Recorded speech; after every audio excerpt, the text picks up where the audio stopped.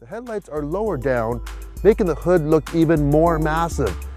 Then you got the generous use of chrome and great light treatments. This is a front end that says, "Look at me." Now along the side, you have more chrome with these louvers here. This is equipped with the optional 22-inch wheels. That's right, 22-inch wheels.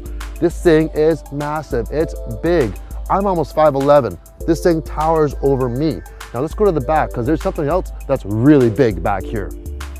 In the back, you'll find a very flat power liftgate. Now I said big, check out this bumper. It's huge. This is just something you don't see very often anymore, is an actual pronounced bumper. Is it a bad thing? I don't think so. The interior is elegant yet simple. There's a liberal use of wood grain on the steering wheel, on the door panels, and on the center console here. Now, another thing on the door panels that I really do like is the use of almost like a quilted pattern on the sides. You have a nice simple gauge cluster here. And in the center, you have an 8-inch infotainment system that's very easy to use. You have your dial. You can use it like a joystick, front and back, and you can use it as a dial as well. Hit the center for enter or OK. The graphics, in my opinion, do look a little bit dated though. Moving down, you have your HVAC system. You have dual climate control for the front, and you have separate controls for the rear.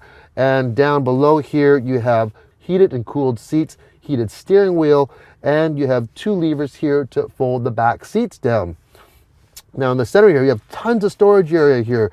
You got drink holders, you have your 12-volt power outlet that covers up nicely. And another compartment that has a USB, you can cover that up. And you have your drive mode selector.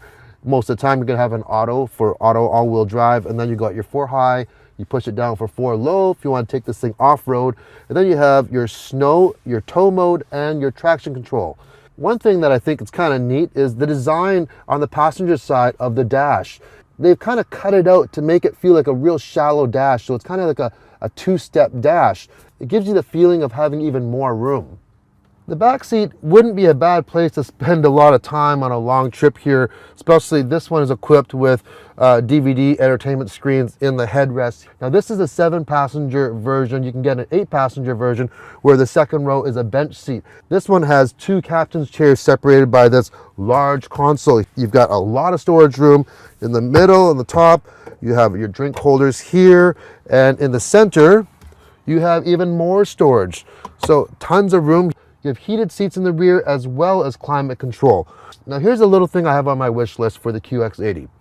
I wish they would have made the seats be able to slide forward and back, kind of like they have on the QX60. Now the reason why is, as you can see here, I have a car seat attached on this captain's chair here. I have a second seat which I've left at home. Now I'm not going to put my safety seats in the back in the 3rd row because it's just too much of a pain to go in and out of and get the kids in and out of there. So I'm going to put it in the 2nd row. So if I put a second seat where I'm sitting right now, with the safety seat installed, you cannot flip the seat forward. So if you want to have grandma and grandpa on a short trip to a restaurant or something, get in the back, there's no way for them to get to the back because it'll look pretty odd for them to climb over this center console. So the only other option you have is to install one of the seats in the rear, which I don't think is very convenient. There is one solution. You could get rid of this monstrous console. I'm sure the dealer can do it for you. And then you'd have a nice pathway here. Yes, you would be losing out on a lot of storage room, but then you'd have easy access into the back. Like most 3-row SUVs, there's no surprise that the 3rd row doesn't offer a lot of room for the passengers. I'd still say that the 3rd row would just be for short trips. With the 3rd row seats up, it's surprising that there isn't more room in behind them for cargo. One nice feature though is to lower or raise the seats, all you have to do is press these buttons. Under the hood of the QX80 is a 5.6 liter direct injected V8 engine, putting out 400 horsepower and 413 pound-feet of torque. Now, I'm just driving it around the city right now, and I can tell you one thing, they pretty well only need to make this pedal go down about a 1/4 throttle, because anything beyond that you really don't need, and you probably couldn't afford the gas along with it. This thing's got a lot of grunt. If you have to tow anything, no problem with the QX. 8,500 pound capacity. So that'll take care of most of your trailers, your snowmobile skidoos, or even boats. Now, when you're driving around in the city with a big vehicle like this, you'd think it'd be a little bit cumbersome because of its size. Well, believe it or not, this thing is extremely easy to drive. It drives like a large sedan, and that's mainly in part, first of all, you ride very high up. You got this big bulbous hood that you see, which is kind of cool. You see everything around you. In close quarters, you have the around view monitor, since there's cameras located around the vehicle. You can see a bird's eye view, you have a bumper view, rear bumper view. New to the QX is what they call hydraulic body motion control. And it's exactly what it sounds like. It uses hydraulic fluid to go on either of the shocks to stiffen them up, to keep the body at a more level angle. So if you're going around a right-hand corner, it's gonna stiffen up the left-hand side, so you won't get very much roll. But at the same time, it also works for vertical movement. So when you're actually putting the brakes on, you're not going to dive a lot and you're not gonna kind of waver. And for uneven surfaces, it's gonna isolate you more from those type of bumps. Talk about quarter pedal and fuel economy. Well, this is a V8 engine putting out 400 horsepower, like I said, and it is almost 6,000 pounds. So is it any surprise that the fuel economy isn't going to be award winning?